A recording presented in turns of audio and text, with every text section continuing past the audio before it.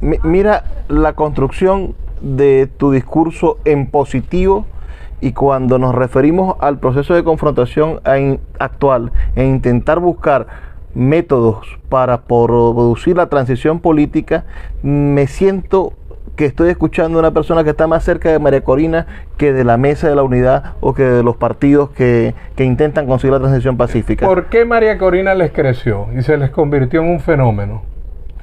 Porque después que le dijeron a la gente que había que hacer un gobierno interino y de que teníamos un gobierno ladrón, como de hecho lo tenemos, entonces ahora ellos dijeron, no, están entregados. No, nosotros no podemos con el gobierno y tenemos que ir a una cohabitación. Yo soy de los que cree que no hay que cohabitar. Yo soy de los que cree que eso no hay que hacer. ¿Tú crees en la guerra campal contra el gobierno? Yo creo en la democracia. En el 2015 le hicimos lo que nos dijeron. Cuando se calma el bullicio de la ciudad y se van apagando las luces de la casa, se enciende la luz del entendimiento.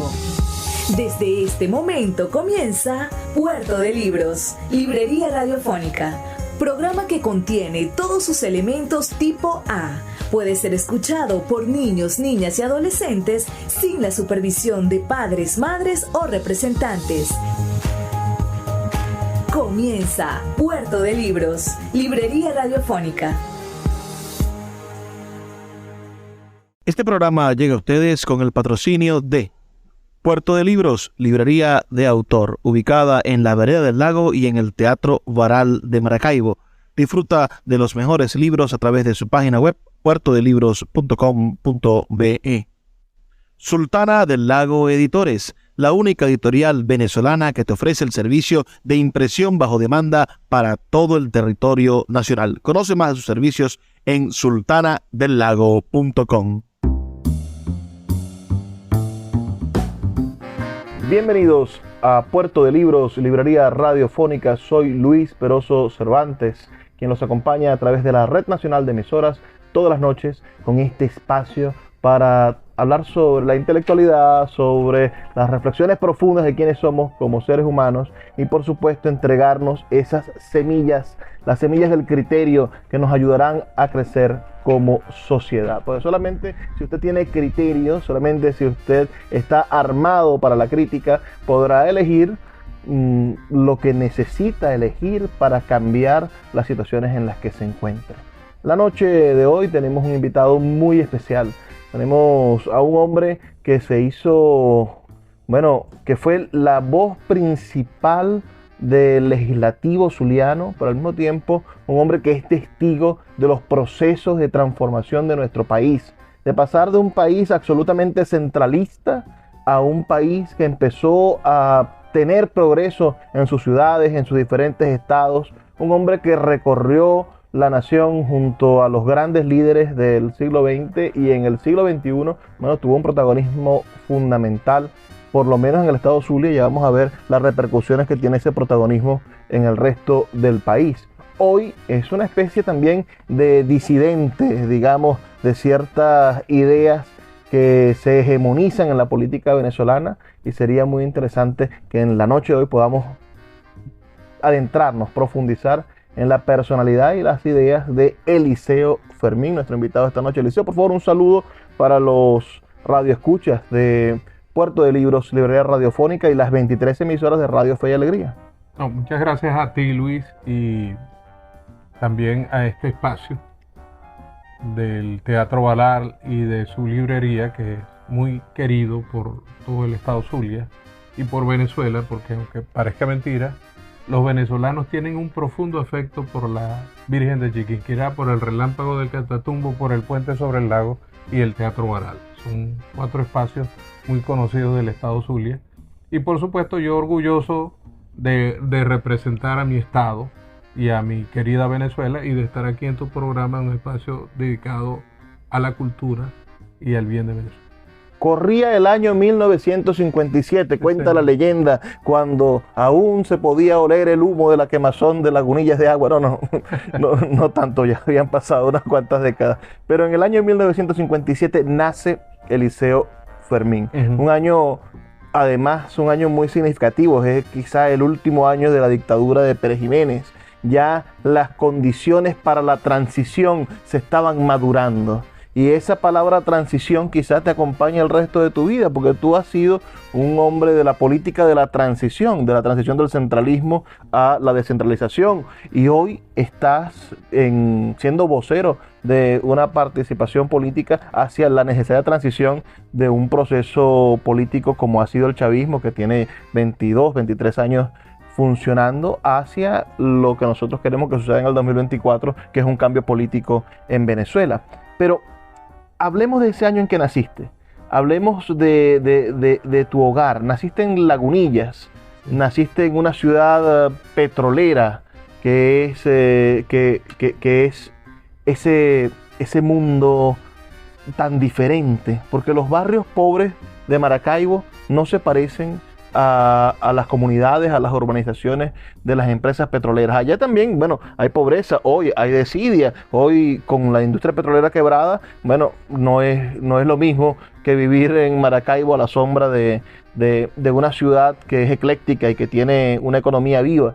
Pero en aquel momento, nacer en la industria petrolera, nacer en un pueblo petrolero, en un campo petrolero, era posiblemente estar en una burbuja de la situación del país. Háblanos de tus primeros recuerdos. Háblanos, quizá, Eliseo, de cuál es tu primer recuerdo como venezolano. Bueno, primero te quiero decir que yo soy producto de la Venezuela moderna, ¿no? De la Venezuela que cambió de lo rural por la industria petrolera. Nací en el lugar que le dio el nombre a Venezuela. Yo nací a las orillas del lago, en la Clínica San Luis, en el centro de Lagunillas, en todo, entre el muro y el sindicato. Ahí estaba la Clínica San Luis, allí nací yo. Soy hijo de emigrantes, de los emigrantes de la época. Yo soy hijo de un negrito de apellido Fermín, de nombre Eliseo Fermín, del estado Sucre, y de una catirita de los puertos de Altagracia, de nombre Olga Teresa Escaray. Por eso mi nombre es Eliseo Guillermo Fermín Escaray. Eso era parte de lo que era la Venezuela de esa época, de gente que salía de sus lugares de origen a buscar una mejor vida. Hoy, lamentablemente, en lugar de conseguirla dentro de Venezuela, tienen los venezolanos que irla a buscar a otras latitudes. ¿No eres familia del otro negrito Fermín? De Claudio. De Claudio. Claudio es mi primo. Ah. O sea, mi papá de Puerto Santo y el papá de Claudio de Río Caribe. Ambos de orígenes de Margarita. El apellido Fermín es Margarita. Y bueno, nací en una familia de luchadores por la democracia. Mi abuelo fue presidente del Sindicato de Trabajadores Petroleros en Lagunillas, que en el momento era el sindicato más importante que había en el país. La producción petrolera se concentraba mayoritariamente en Lagunillas. Y yo con orgullo lo digo, desde Lagunillas no solamente le dimos el nombre, y desde el Zulia a Venezuela, sino que el Guri, la Universidad Central, la autopista del centro, el teleférico, todos esos reales se hicieron con los reales que salieron de la costa oriental del lago, mayoritariamente de los campos petroleros, de los pozos que están ahí frente a Lagunilla, y Cabima y Bachaquero. Eso no se nos puede olvidar. Hoy hay otros lugares que producen petróleo, pero en ese momento la Venezuela boyante era en base al petróleo zuliano, y casi exclusivamente de esas dos ciudades, entre Cabima, Tijuana y Lagunilla. O sea que en tu caso, eso de ser adeco es de nacimiento, es cierto. Es decir, tus padres, tu abuelo, tu padre eran adecos.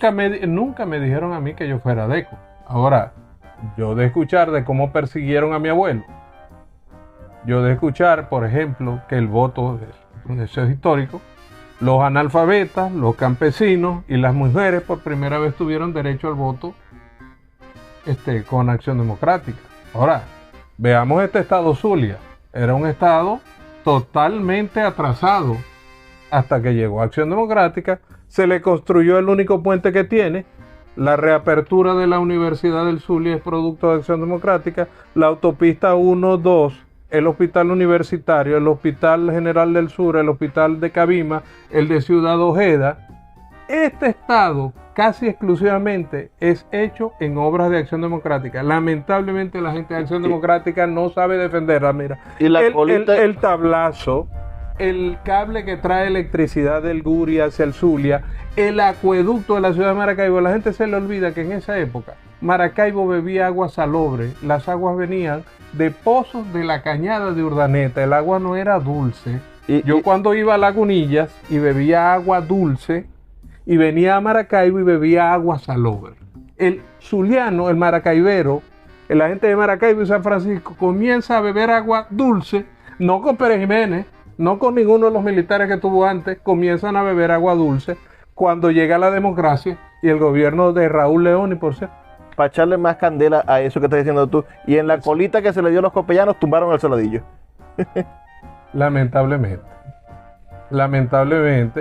yo, y como te dijo, hijo de ese oriental, aprendí a conocer a Maracaibo. Estas calles de aquí del frente eran de concreto y habían unos rieles del tranvía, y Maracaibo era una ciudad extremadamente limpia en la democracia, extremadamente limpia, al extremo de que el centro de Maracaibo se lavaba, lo cerraban a las 7 de la noche y lavaban las calles, los hidrantes funcionaban. Hoy tenemos una ciudad sin transporte, sin iluminación, sin parada, sin hidrantes. Tú llamas a un policía y no viene. Gasolina no hay, agua menos, gastan poco. Bueno, mira, el Paseo del Lago, que así es que se llama, no se llama Vereda del Lago, es una construcción de Acción Democrática. Este estado, lamentablemente AD no sabe defender su obra. Su infraestructura física, casi en un 90% es una obra de Acción Democrática. Te doy la razón. En las cosas en que nosotros en principios de este siglo, hemos caído, nos hemos comprado la mentira de que los 40 años de democracia no hicieron nada por la gente. Eso es una falsedad. Tampoco hay que decir que cuando Chávez llegó al poder en el 98 no había pobreza, o no habían crisis, o no habían problemas. Es decir, estamos en la presencia de que ambos factores intentan manipular a la gente, decir que uno no hizo nada y el otro no hizo tampoco. Estamos en la construcción de la realidad, buscando a los testigos para que nos digan cuál es el verdadero asunto de la transformación de nuestra sociedad. Pero me gustaría hablar sobre tu persona. Hoy los jóvenes... Vamos a hablar, pero ante ese planteamiento tuyo yo tengo la respuesta, que es muy clara. En esa época de esa democracia, que la gente dice que había pobreza, a Maracaibo, a la costa oriental del lago y a Venezuela venían españoles, portugueses, italianos, norteamericanos. Los últimos que logramos ver fueron los haitianos que venían a vender bonais. Pero cuando llegó el chavismo y llegó de nuevo el militarismo, entonces no solamente toda esa gente que vino de Portugal, de España, de Francia, se fue de este país, de Colombia. En aquella época vinieron 5 millones de colombianos. Ahora se van. Entonces si está resuelta la ecuación.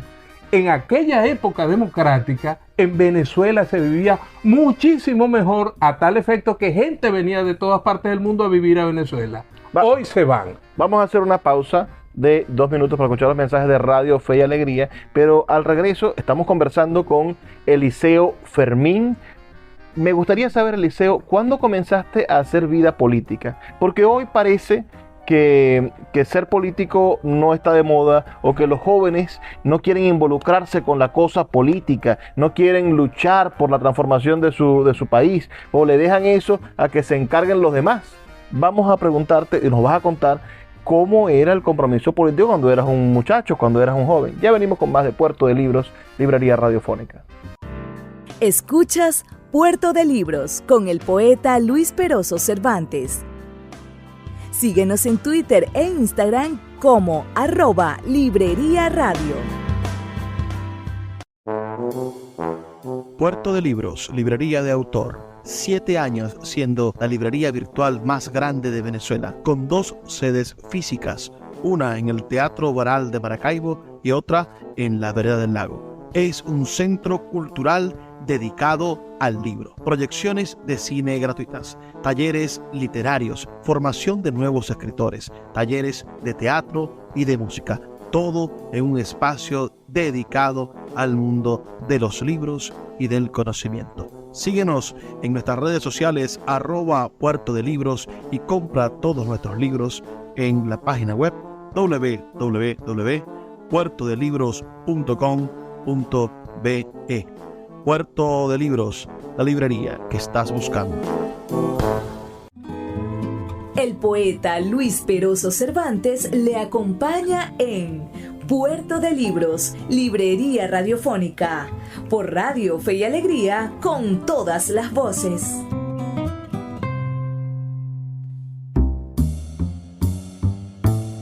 Seguimos en Puerto de Libros, librería radiofónica, esta noche conversando con Eliseo Fermín, líder político zuliano, fue presidente de la Asamblea Legislativa y después del Consejo Legislativo. Del Consejo Legislativo es un hombre que ha militado toda la vida en Acción Democrática. ¿Cuándo comenzaste la lucha? Porque yo he visto que la izquierda en los años 70 se fue a los liceos a buscar a los jóvenes. Y la Liga Socialista y el MAS empezaron a sembrar la mente de los diferentes centros de estudiantes y parecía que a los 14, 15, 16 años ya los jóvenes de la izquierda estaban militando y andaban con un fusil o andaban con un revólver en el bolsillo y después se iban a la universidad, a la Facultad de Ingeniería a seguir militando en los movimientos de izquierda. Y yo decía, bueno, a la juventud de esos años les quitaron la inocencia. Hoy tú no imaginas a un muchacho de 14 o 15 años, bueno, militando políticamente o haciendo activismo o pensando que va a salvar al mundo o va a hacer la revolución. Pero también en los partidos tradicionales, en Acción Democrática, en COPEI, bueno, se les inculcaba al joven de 14, 15, 16 años a que participaran en actividades del partido, a que se formaran y siguieran a los líderes, a que tuviesen una conciencia socialdemócrata en el caso de Acción Democrática o la democracia cristiana en el caso de COPEI, desde la casa, y después se convertían en líderes políticos cuando llegaban a la mayoría de edad. Lo cierto es que la política en los años 60 y 80 en este país estuvo metida en nuestra juventud y hoy, 40 años después, bueno, parece que los jóvenes son totalmente apolíticos. Parece que hay una apatía general de la juventud por la cosa política y quizá eso es parte de la manera en la que hemos dejado que los corruptos se hagan dueños del país, porque no tenemos a nuevas generaciones luchando por el cambio político. Háblanos de cómo comenzaste en el mundo de la política. Ok, desde siempre escuché en mi casa los avatares por los cuales pasó mi familia, producto de la dictadura militar de Pérez Jiménez. Como le machucaban el tubo del agua, el del gas, le botaban la comida, se metían en casa de mis abuelos, como los perseguían, por el simple hecho de luchar por un comisariato, por una casa, porque parte de la riqueza petrolera fuera a los trabajadores. Te digo, mis familiares eran sindicalistas en esencia.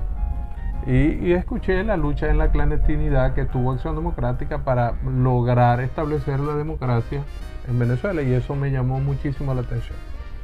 También vi el progreso, como te dije, o sea, de que en mi casa se tomara agua salobre, que llegaba por la tubería, ese era el acueducto, a que tú pudieras tener agua dulce, o que por lo menos, por ejemplo, yo que crucé el lago en el ferry, y eran 7 horas desde aquí hasta Lagunilla.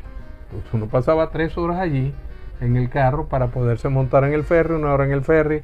Cuando uno cruzaba el Palmarejo, los carros en esa época no tenían aire acondicionado casi ninguno, entonces uno tenía que llegar al sector Los Cocos a tomar agua de coco para seguir por una carreterita. Entonces de pronto vi un país que se lo esconden a la gente. Mira, Rómulo Betancourt hizo en 5 años el puente sobre el lago, la autopista 1, la 2, el hospital universitario, la carretera Lara Zulia, y luego llegó la intercomunal y la carretera Machiques Colón y el Tablazo. Entonces, dime si eso no es progreso. Y tan solo 10 años. Entonces yo vi un país que progresaba, y por supuesto, en el año 76, eso me agarra a mí en la Universidad del Zulia como dirigente estudiantil de la Facultad de Ingeniería, por cierto, enfrentado a la izquierda, y nos tocó nacionalizar la industria petrolera. O sea que ya cuando estabas en la universidad ya eras dirigente político. Sí, no, desde antes, porque nos enseñaron, yo estudié en el Colegio Granadillo, tuve una excelente educación, una educación pública, por cierto, era una escuela municipal, a mí me dio clases de música allí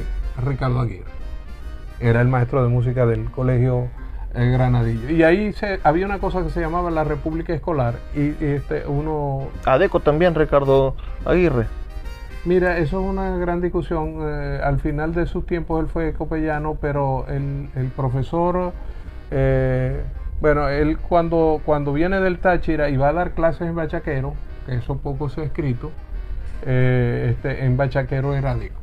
Pero por supuesto que era un gran zuliano y tal cual como soy yo, protestaba por las mejoras del Zulia, que fue lo que él hizo, y la gente se identificó en ese momento con eso, y aún la Grey Zuliana es el himno de la gaita. Claro. Aun cuando, que yo también soy gaitero, para mí la gaita, de todas las gaitas de todos los tiempos, es la campeona. Entremos en materia. En la universidad me dijiste que estabas peleando contra la izquierda por el centro de estudiantes. Háblanos de esa época. Yo fui candidato al centro de estudiantes en la plancha 5 de Acción Democrática. Le ganamos el núcleo de Maracaibo a la izquierda en el año 82 a Lenín Cardoso. Lamentablemente no ganamos el centro de estudiantes porque habían dos núcleos, Cabimas y Punto Fijo, en la cual el responsable universitario de ADE no inscribió plancha. Pero en Maracaibo le dimos una paliza, y en la escuela donde yo estudiaba, que era ingeniería civil, cogimos los 2 consejeros, y en geodesia agarramos los 2 consejeros. ¿Y cuándo entraste a la política de la ciudad? ¿Cuándo empezaste a trabajar o a ser candidato? ¿Cuál fue tu primer cargo de elección popular para Maracaibo o para el Estado Zulia? Mi primer cargo de elección popular fue diputado a la Asamblea Legislativa. ¿En qué año? Ese fue ya como principal, ese fue en el año 98. Pero yo ya en el año 83 fui diputado suplente tanto a la Asamblea Legislativa como al Congreso de la República. Con las planchas de Acción Democrática. ¿Quién era el principal? No, en ese momento eran listas cerradas y bloqueadas. Okay. Y entonces eran las listas de los partidos quienes llevaban los candidatos. El proceso de nominalidad. El proceso de nominalidad comenzó en el año 89. En el 87, ¿eras del equipo de Lepage o del equipo de Carlos Andrés? No, yo siempre soy del equipo llamado la ortodoxia del partido, del equipo de Lepage. Siempre admiré mucho a Carlos Andrés por sus obras, y ahorita estoy defendiendo una de ellas, la nacionalización, y me tocó defenderla, pero hay un gran mal que tiene la democracia nuestra, el reeleccionismo. Venezuela tiene un quiebre por la reelección de dos de sus líderes, uno Rafael Caldera, que acabó con sus delfines, y otro la gran crisis de Carlos Andrés, sin dejar de decirte que a mí me gustó más el segundo gobierno de Pérez que el primero. El primero, gobernar con dinero es muy bueno, muy fácil, con dinero se hacen todas las cosas, pero cuando a Pérez le toca resolver el entuerto es cuando es destituido. Y fíjate por dónde va Venezuela. Hay unas cosas que nuestra democracia tiene que resolver, que por cierto casi ninguno de los políticos está hablando de eso. Pero hay que ir contra la reelección de los cargos ejecutivos. Estoy de acuerdo con que la reelección de Pérez fue una burla a las generaciones de relevo. Lepage tampoco era una generación de relevo. Pero a su vez te estoy diciendo que aunque yo no lo creía en ese momento, tuvo un gobierno moderno. Pero cuando tumban a Pérez, el error es tan grave que cuando tumban a Pérez, Venezuela era el país que tenía mayor crecimiento económico del planeta, 10.2%. Y los venezolanos cometimos semejante barbaridad, faltándole a Pérez ya solamente meses para terminar en el gobierno. ¿Qué pasa dentro del partido? Hablemos de Acción Democrática. Otra cosa yo no milito en Acción Democrática. Yo desde el año 2000 fui expulsado de Acción Democrática, siendo el secretario general, porque cuando gana Chávez, que se va todo el mundo de Acción Democrática, yo me quedo y paso a ser el secretario general de AD, y me tocó enfrentarme a el movimiento Quinta República de Chávez, con Chávez en su esplendor, y a Manuel Rosales, que saca por primera vez el Nuevo Tiempo y divide Acción Democrática. De todas maneras, tomé Acción Democrática con 7 alcaldías y ganamos 15. Te pregunto por esa Acción Democrática de los años 90. Es decir, un tipo después de la derrota de Lepage, después de la caída de Carlos Andrés Pérez, Acción Democrática dejó de ser el partido más grande, importante y hegemónico de la historia de Venezuela para perder las elecciones con Alfa Lucero de manera bochornosa. ¿Por qué no hay en ese partido? Si uno ve ahorita, bueno, la pelea en Acción Democrática Bernabé contra el señor Ramos Ayub es sin duda algo que nos dice que no hay generación de relevo. No son unos muchachos de 20 o 30 años o 40 años peleándose por el futuro del país, sino que son dos hombres que van a cumplir 80, que están, peleando por quién es la cabeza del partido. ¿Por qué es tan difícil conseguir generaciones de relevos en los partidos políticos venezolanos? ¿Cómo te fue a ti con eso? Por el caudillismo. No te estoy diciendo que luego de ganar 15 alcaldías vienen los que designó el Tribunal Supremo de Justicia en esa época como directivos de Acción Democrática y me intervinieron y me expulsaron de AD. Pero ¿no militaste en Acción Democrática ahorita en el 2021 cuando fuiste candidato a la gobernación? No, yo me inscribí como candidato independiente por una argucia del gobierno que no hace elecciones libres y no se permitió ni la iniciativa propia ni la constitución de grupos de electores. Entonces te obligan a participar con lo que hay y entonces si el G4 en aquel momento yo le estaba pidiendo primarias desde el principio, el anuncio de mi candidatura fue primero dentro de las filas del Nuevo Tiempo, del cual pertenecía en la directiva, y le dije, díganme cuándo van a ser las elecciones primarias porque yo soy candidato. Eso nunca se dio. Si no se impuso una candidatura, recordemos lo que pasó, se impuso la candidatura de Belín Trejo de Rosales. Manuel tenía un compromiso que iba a inscribir al secretario de organización, no lo inscribió, sino que inscribió directamente a Belín. De todas formas la acompañamos, perdió las elecciones y posteriormente yo estuve pidiendo que se hiciera lo que se dijo en aquel momento, que desde ese momento las candidaturas en el Nuevo Tiempo eran por vía de elección popular y eso nunca se hizo. Entonces yo pedí para la oposición primaria y en estos momentos estoy en lo mismo. Por eso cuando tú introdujiste este programa, yo decía, lo voy a decir, el problema, yo no me he cambiado de posición, quienes han cambiado de posición son los demás. Yo soy un demócrata porque en esa república escolar del Colegio Granadillo o en el Liceo Don Pérez o en la Universidad del Zulia, yo siempre he estado a favor de la elección popular. ¿Y qué es lo que aleja de la dirección de los partidos? Que no se oculta qué está pensando la gente, sino fíjate en lo siguiente. Tenemos que hacer una pausa. Se acaba Manuel Rosales para no dejarlo ahí y no hay relevo porque para todos es candidato al solo. Vamos a hacer una pausa, ya vamos a hablar más sobre eso. Son solamente 2 minutos para escuchar los mensajes de Radio Fe y Alegría y volvemos con esta entrevista con Eliseo Fermín. Síguenos en @Librería Radio. Sultana del Lago Editores es una empresa zuliana de servicios editoriales. Nuestro catálogo tiene más de 100 títulos de autores nacionales e internacionales. Además, somos la única editorial que presta servicios de impresión bajo demanda en Maracaibo.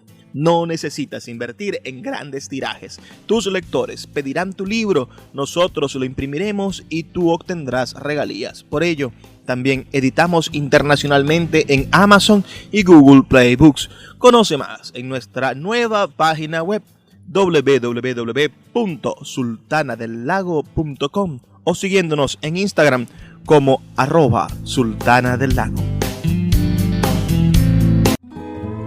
El poeta Luis Peroso Cervantes le acompaña en Puerto de Libros, Librería Radiofónica, por Radio Fe y Alegría, con todas las voces.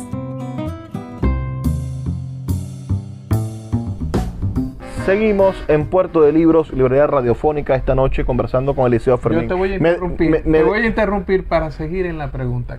¿Por qué no hay generaciones de relevos en los partidos? Bueno, porque tienen que hacer elecciones.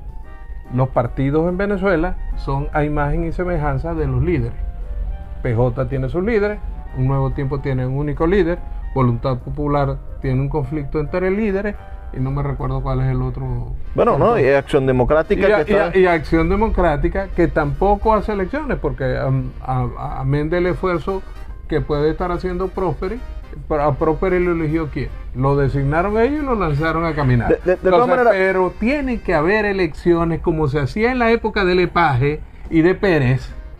Pero fuiste militante fundador, de decir, participaste en el gobierno de Rosales, viste a Rosales transformar la política del Estado Zulia, viste desarrollarse durante los gobiernos de Rosales el urbanismo, viste desarrollar a Rosales las carreteras, las autopistas en la costa oriental, viste a Rosales crear escuelas modernas. De todas maneras, ¿cómo puedes hoy estar enfrentado con eso? ¿De qué manera podrías tú tirar un puente hacia el liderazgo de Rosales? Rosales, sin duda, resultó favorito en el proceso electoral del 2021 y su presencia en las encuestas, su manera de llevar las elecciones produjo que en el Zulia no hubiese la desbandada que hubo en el resto de los estados. Se pudo haber ganado 13 gobernaciones y por no tener un liderazgo como el de Rosales, se perdieron 12 en el país. Y por tener un liderazgo como el de Rosales, por ejemplo, perdimos el situado constitucional. Por tener un liderazgo como el de Rosales, tenemos cola de la gasolina, porque cuando yo fui secretario general del Nuevo Tiempo, me enfrenté a Arias y no dejé que implantara el chip. Cuando Manuel regresó, se arregló y dejó que implantaran el chip. Hoy hay colas en el estado petrolero para poder poner gasolina. Porque hoy no hay gasolina. Pero perdón. Porque se dañaron es decir, el chavismo destruyó las plantas del Palito, no puedes echarle la culpa de eso a Rosales. No, sí, pero te voy a decir, el gobernador del Zulia no está para callar los problemas que está creando el Poder Central, está para reclamarlo. Y la última vez que lo vi, estaba diciéndole a la gente, mira, los que son estridentes, eso es un problema de ellos. No, señor. Este estado petrolero necesita gasolina y requiere un gobernador que reclame los problemas del Zulia. Entonces nosotros tenemos un problema de gasolina, un problema de electricidad, un problema de agua, un problema de delincuencia. En esta ciudad los negocios están cerrando porque a todo el mundo lo matraquea la delincuencia y el gobernador no dice nada. Pero el agua, la electricidad y las policías intervenidas no son culpa del gobernador. También hay que buscar el origen de la cosa. Yo no estoy diciendo que es responsabilidad de él, pero por ejemplo, allí le intervinieron el Hospital General del Sur, le quitan las competencias de salud y no abre la boca. Yo con eso no estoy de acuerdo. Y por eso yo me fui del Nuevo Tiempo, porque nosotros ganamos en el 2015 los diputados en el Zulia como los ganamos en el 2010 cuando Manuel no estaba aquí, lo ganamos con Pablo Pérez, para el Zulia. Ajá, ¿y qué hizo Evelyn? Llegó y firmó el presupuesto que presentó Maduro, no el presupuesto que presentó la oposición. Por supuesto, con eso yo no puedo estar de acuerdo. Y lo que estoy planteando es ni siquiera que se me dé la razón en lo que yo estoy diciendo, sino que ese espíritu crítico que a mí me enseñaron a tener en la escuela, en la universidad, en mi familia, yo lo voy a mantener. La adoración a un hombre con los resultados que tenemos a mí no me sirve. Si quieres, camina por aquí, por el paseo. Mira las calles como están en el paseo. La diferencia, la diferencia entre la gestión de Omar Prieto y la de Rosales hoy es abismal. Eso es otra cosa. Eso no es una responsabilidad de él. O sea, estamos referenciando un desastre como gestión frente a esto. Pero, por ejemplo, si hubiésemos tenido a Luis Vera Gómez de gobernador, que no nació en el Zulia, pero fue gobernador del Zulia, o Ángel Zambrano como gobernador del Zulia, yo estoy seguro que no estuvieran callados ante lo que está haciendo el nivel central con el Zulia. Esto no es tolerable, no tiene ninguna justificación. Mira, que te quiten el situado y que las mujeres tengan que parir en la calle, que los hospitales estén en la situación como están. Es responsabilidad del gobierno nacional. No, que te quiten el situado y el gobernador se calle y no diga nada, es responsabilidad del gobernador, de esa asamblea legislativa que no dice nada. Pero también estamos intentando construir, ¿no crees tú?, puentes para poder producir una transición. Pues es que no es lo mismo. Bueno, esas son, mira, son dos ópticas. Por sus resultados lo conoceréis. sigan negociando con unos tipos que lo que son unos delincuentes que se han robado el futuro de Venezuela y los reales de Venezuela, sigan en la negociadera. Lo mío es que la gente tenga agua, luz, gas, y mientras no, yo soy el representante de la oposición y lo voy a decir. Y quienes quieren estar negociando con el gobierno, callándose la boca, la fuerza que les dio el pueblo del Zulia, porque en el 2015, cuando le dimos 15 diputados por este estado, no era para callarnos la boca, era pelear por el estado. Y eso no se está haciendo. Lamentablemente mi voz es como un cadillo en la media. Eso no gusta, porque lo que gusta es que mejor estemos todos tranquilitos y digamos que sí, que tronco de gobierno. Mira, yo estuve en el gobierno de Jaime Lucinchi cuando se quedó la autopista 1 y donde se quedó, no avanzó. El aula magna está donde se quedó. El museo de los niños no se construyó. La única obra medianamente importante que se ha hecho en el Zulia del año 86 para acá es... Pero aún así votaste por Lepage, que era la continuidad de Lucinchi. Y que el Lucinchi fue muy malo para el Zulia. Mira, el cable, mira, te construyó 11 hospitales en el Zulia. 11.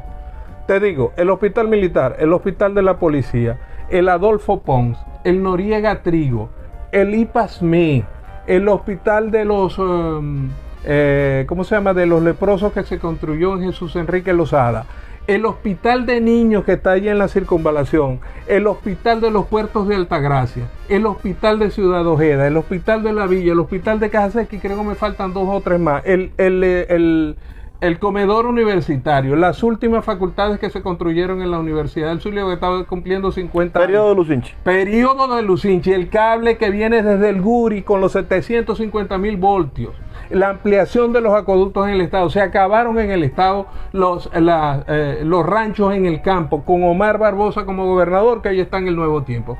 Un extraordinario gobierno para el Zulia, pero partimos de estereotipos, y te repito, no estoy militando en AD, y los adecos debieran decir las cosas que yo estoy diciendo, las sé porque estaba en Acción Democrática. Ahora, ¿cómo no apoyar un gobierno de esa naturaleza? Ahí está la planta física del CUN, del Colegio Universitario de Maracaibo, la planta física del Colegio Universitario de Cabima, el hipódromo de Santa Rita, miles de obras que se hicieron y la modernización del Estado, pero obra de verdad. Mira la construcción de tu discurso en positivo, y cuando nos referimos al proceso de confrontación actual e intentar buscar métodos para producir la transición política, me siento que estoy escuchando a una persona que está más cerca de María Corina que de la Mesa de la Unidad o que de los partidos que intentan conseguir la transición pacífica. ¿Por qué María Corina les creció y se les convirtió en un fenómeno? Porque después que le dijeron a la gente que había que hacer un gobierno interino y de que teníamos un gobierno ladrón, como de hecho lo tenemos, entonces ahora ellos dijeron, no, están entregados. No, nosotros no podemos con el gobierno y tenemos que ir a una cohabitación. Yo soy de los que cree que no hay que cohabitar. Yo soy de los que cree que eso no hay que hacer.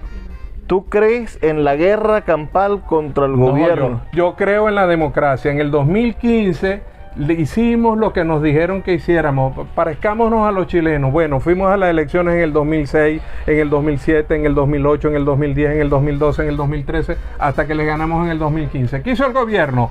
Desmonta 5 diputados de Amazonas, le quita la mitad de la Asamblea Nacional, le quita la televisora de la Asamblea Nacional, criminaliza a la Asamblea Nacional. Este es un gobierno que no es demócrata, pero además está vinculado con lo peor del mundo. Aquí hay problemas de narcotráfico, aquí hay problemas de legitimación de capitales, aquí hay problemas de financiamiento del terrorismo internacional. Eso es lo que está en el gobierno. Ahora dime tú... Claro, mira, por responsabilidad, estamos saliendo por Radio Fe y Alegría, por el nombre de todas nuestras emisoras. Yo te tengo que pedir que haya una manera en la cual exista un proceso de transición entre eso que está planteando, que es un panorama terrible, y lo que nosotros queremos. Si tú me dices que el gobierno es todo eso que estás diciendo, ¿cómo le vas a pedir después al elector que vaya a votar? No, es que el elector tiene que ir a votar. Simplemente nosotros ganamos 15, las 2/3 partes de la Asamblea Nacional. Votando contra un gobierno, pero el planteamiento era, vamos a dejar de hacer cola, vamos a conquistar la democracia, vamos a organizarnos. Vamos a luchar contra criminales, vamos a luchar contra terroristas, vamos a luchar. Es decir, no somos Forrest Gump. Lo real es que la gente votó por las 2/3 partes para la oposición. Y pueden ganar elecciones. Pero déjame concretar la idea. La gente votó porque la oposición tuviera las 2/3 partes y el gobierno se dedicó a ir contra la voluntad popular. Eso es lo real. Entonces tenemos un gobierno que no respeta las elecciones. Aquí en este momento tenemos en el municipio de Sumaría Semprún un problemón. No, hay un alcalde que está ejerciendo sin tener elección, sin haber sido elegido. Tú, ¿cómo es posible que año y medio después que ellos tienen presa a la alcaldesa, tienen un tipo ahí que no es alcalde y le dan el dinero, y que el CNE no hace para cambiar ese alcalde? Eso es una realidad. Y de esos hay 3 en el país. Sí. Entonces, bueno, las cosas hay que ponerlas. Yo no estoy aquí para mediatizar ni adobarle las cosas al gobierno. Eso se los dejo yo. Pero ¿cómo hacemos nosotros para... Tu responsabilidad como líder político es intentar también producir en la gente la necesidad de que vaya a votar. No nos hemos equivocado lo suficiente diciéndole a la gente que es imposible ganar, cuando sí es posible ganar. Yo no he dicho eso. Yo he dicho que nosotros hemos ganado las elecciones. En el Zulia las ganamos en el 2010 sin la presencia de Rosales en el Zulia y ganamos la mayoría de la Asamblea Nacional, y en el 2015 la volvimos a ganar. Lo que he dicho es que el gobierno se encargó de chotearle las elecciones que el pueblo designó. Es una realidad histórica, eso no lo podemos cambiar. Con la historia que nos presenta Eliseo Fermín, vamos a hacer una pausa, la última de este programa, y volvemos con el último segmento, donde vamos a hablar ahora acerca de los candidatos. Ahora vamos a ver qué es lo que piensa Eliseo sobre las próximas elecciones primarias y sobre hacia dónde debe ir la política venezolana. Puerto de Libros, Librería Radiofónica, tu canal diario para encontrar nuevos libros. Con el poeta Luis Peroso Cervantes. Síguenos en @Librería Radio.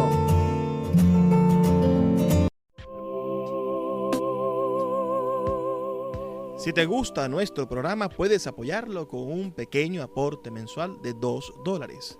Un acto de micromecenazgo puede mantener en línea nuestro programa a través de nuestras plataformas virtuales y de la Red Nacional de Emisoras Radio Fe y Alegría. Sé parte de la manera en la que transformamos la realidad y el pensamiento a través de la literatura.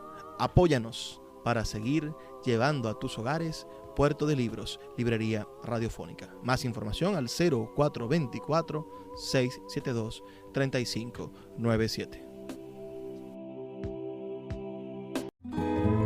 El poeta Luis Peroso Cervantes le acompaña en Puerto de Libros, Librería Radiofónica, por Radio Fe y Alegría, con todas las voces.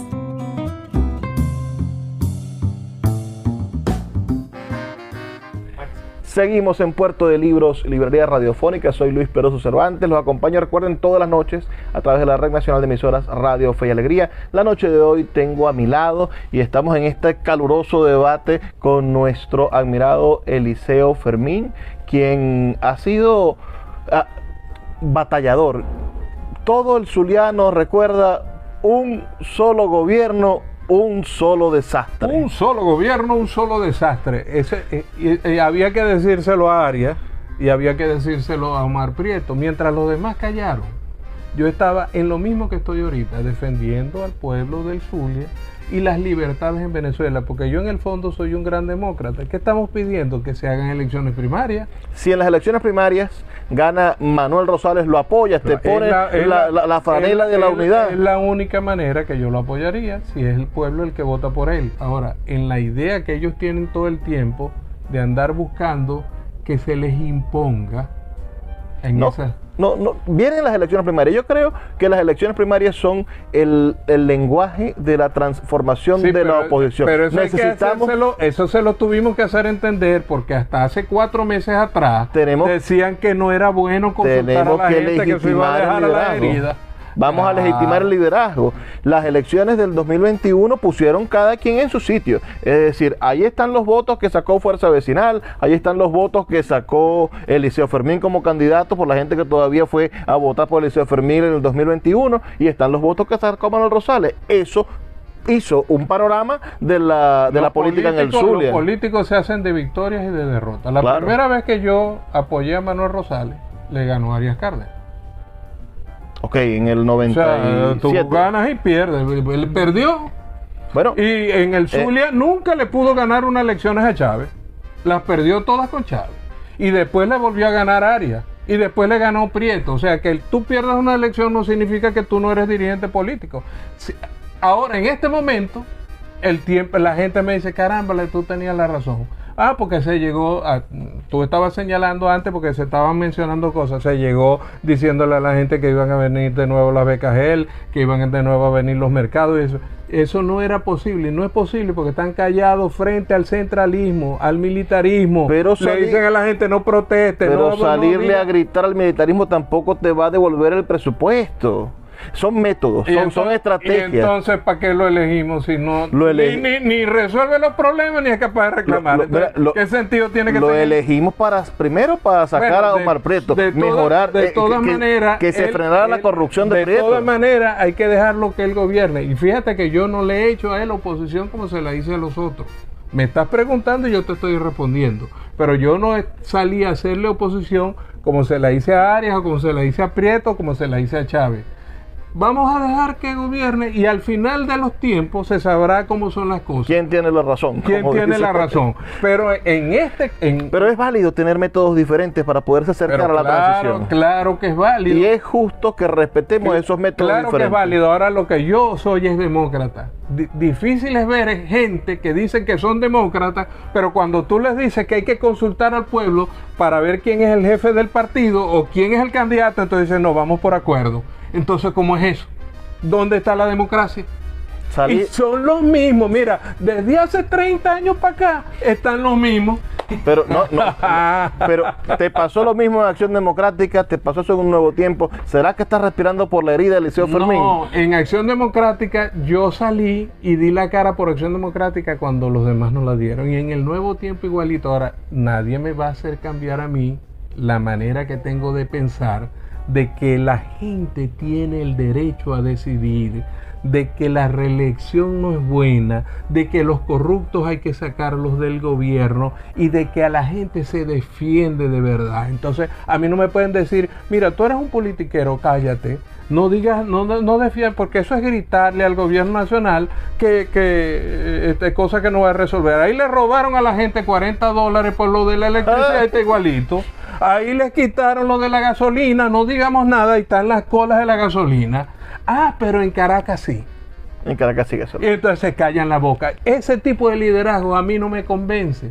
Y cuando yo estuve en el Nuevo Tiempo era así de irreverente como me ves ahorita, y por eso no les gusta. Y cuando yo estaba en Acción Democrática era igualito de irreverente, porque yo no estoy por un cargo. Vamos a canalizar esa intelectualidad irreverente, Eliseo, y vamos a hablar de las primarias. ¿Tú crees que hay gente que está trabajando para que no se den las primarias?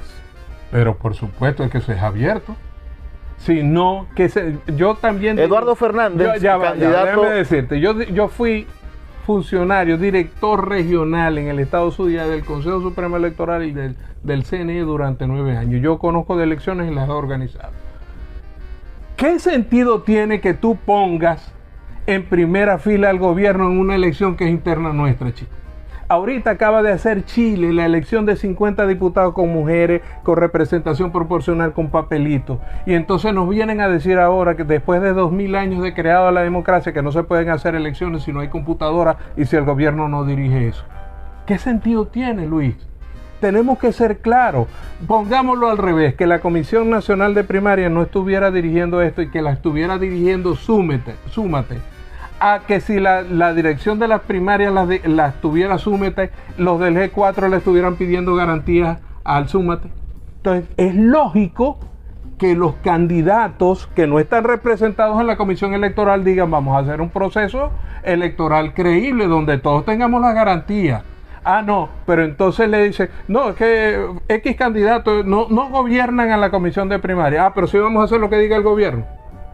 El gobierno sí y los candidatos no. Yo creo que quienes tienen que decir qué hay que hacer en la primaria son los candidatos y no el gobierno. Ese es mi criterio. Ajá. Y lo defenderé en todo lugar. Hoy, democracia. Hoy la mayoría de los candidatos quieren que las elecciones sean con el CNE. En numérico, vamos a hablar de democracia, si hablamos de representación, es decir, de los independientes, de los que no tienen partido, están María Corina y el Conde, que están arriba en las encuestas en este momento. Tontería nada más. Bueno, y el Conde y el Conde quiere máquinas y María Corina no. Bueno, entonces, ¿cómo nos ponemos de acuerdo? Pero por supuesto que el Conde va a querer máquinas porque él se dice mucho, de mí no me consta, pero se dice mucho que él está financiado por el gobierno. Pero lo real de esto es que aquí se llegó a decir, es más, lo dijo Manuel Rosales, fíjate la defecio que dijo, que nosotros teníamos que hacer una primaria parecida, lo más parecida posible a lo que hace el Consejo Nacional Electoral, o sea, ventajismo, vagabunderías y cosas. Eso no puede ser, claro que lo dijo. Claro que lo dijo. Dijo que hay que acercar a la gente a la confianza de la máquina. Es decir, que necesitamos usar la máquina para volver otra vez a tener confianza. Tenemos 4 años diciéndole a la gente, que votar en la máquina es dejar que te hagan trampa. Tienes que intentar transformar. No es verdad. En el 2015 nosotros fuimos a unas elecciones diciéndole a la gente que votara con la máquina y ganamos, y el gobierno, al que él no quiere que se le digan cosas, nos quitó los diputados. Ese es el problema, y ahí se está diciendo mentira, porque se está mezclando la elección nacional, que indefectiblemente vamos a ir con el Consejo Nacional Electoral, y que lo que ellos dicen, María Corina ya les dijo que va a participar, porque les dijo, si no me hacen las primarias como son, nos vemos en el 2024, o sea que va a participar con el CNE, pero también tienen que decir que ellos están opuestos a que se vote manualmente y están entregándole el proceso de primaria, que es un proceso interno, al Consejo Nacional Electoral, que es el gobierno. ¿Qué hace el gobierno en un proceso de primaria, por Dios? Pero ¿cómo regulas tú un proceso manual si a Capriles no le dejaron ver los cuadernos electorales? No, eso no es verdad. Yo le dirigí electoralmente la campaña a Manuel Rosales en el 2006 nacionalmente y a Capriles 2 veces, en el 2012 y en el 2013. Aquí lo que pasó fue que en la primaria entre Capriles y Pablo Pérez, que era la señora Albáñez, la presidenta de la Comisión Electoral, el Tribunal Supremo de Justicia, después de pasadas las elecciones, le dijo a la señora Albáñez que le entregara los cuadernos. Y la señora Albáñez los mandó a quemar, como tiene que ser, para que no se hiciera la segunda lista Tascón. Ahora yo te pregunto, si ponemos al CNE y tú pones la huella y después el Tribunal Supremo de Justicia llega y le dice al CNE, entrégueme las huellas, ¿qué crees tú que va a hacer el CNE? Se las va a entregar. Pero hoy tenemos que estar opuestos a eso. Hay alguien que sea opositor y que le tenga miedo de decir al gobierno que es opositor. ¿No crees tú que más bien es valiente transformar eso? Pregunta quiénes tienen miedo y quién dice, no digáis nada. Cállate la boca, no digáis frente al gobierno. Pero es que no soy. Tenemos que construir, Eliseo, creo yo, la naturaleza en la cual nos vamos a oponer. Es decir, tenemos que decir a la gente que pierda el miedo a decir al gobierno que estamos en contra de ellos. Bueno, pero por supuesto estamos de acuerdo, y creo que lo más importante de todo esto es que el candidato no es el que quieran las cúpulas de los partidos. Y yo he militado toda la vida en partidos. El candidato, eso me lo dijo mi abuelo cuando estaba en AD, me dijo, caramba, es que el problema del partido es que siempre se empeña en poner unos candidatos que la gente no quiere. Chicos, dejemos que la gente elija el candidato y el que sea es. Ganó Rosales, pero si es María Corina, ganó el Conde, el que la gente quiera.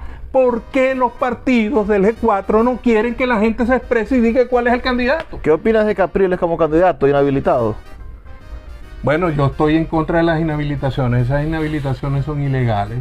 Este gobierno no es democrático. Ayer acaba de prohibirle a María Corina que se montara en un avión para ir a Margarita.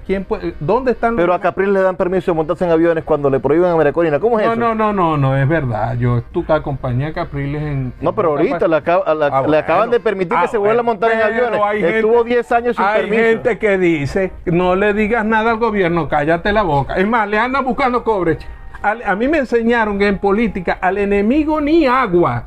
Y entonces hay unos que se encargan de andar para arriba y para abajo pidiéndole cobres a Maduro, y saben que se los van a robar. Andaban pidiendo $3.000 millones para Maduro, y en ese mismo instante Maduro se había robado $36.000 millones, según las cuentas de ellos mismos. El gobierno de Maduro, ¿cómo es eso? Decime vos. En buen maracucho, decime vos cómo es la cosa. Lo que te puedo decir, Eliseo, es que yo ahí, en ese grupito que le anda buscando reales a Maduro, conmigo no cuenten. Con ese grupo que dice, cállense, no digan nada del gobierno, conmigo no cuenten. Y yo lo que estoy pidiendo es que se hagan las elecciones libres, que todo el mundo tenga derecho, y el que ganó, ganó. Lo que te tengo que decir es que ya se está terminando el tiempo.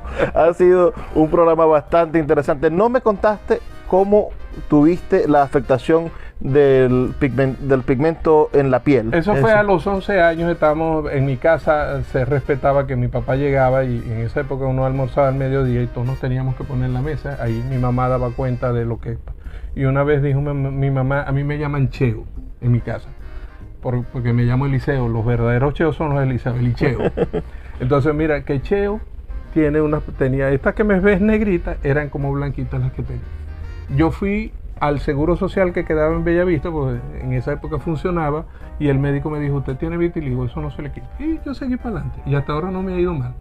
No, eres un hombre reconocible. Yo le dije, voy a entrevistar a Eliseo Fermín, y dice, al manchado. Bueno. Claro. Pero no tengo manchas de corrupción, gracias a Dios.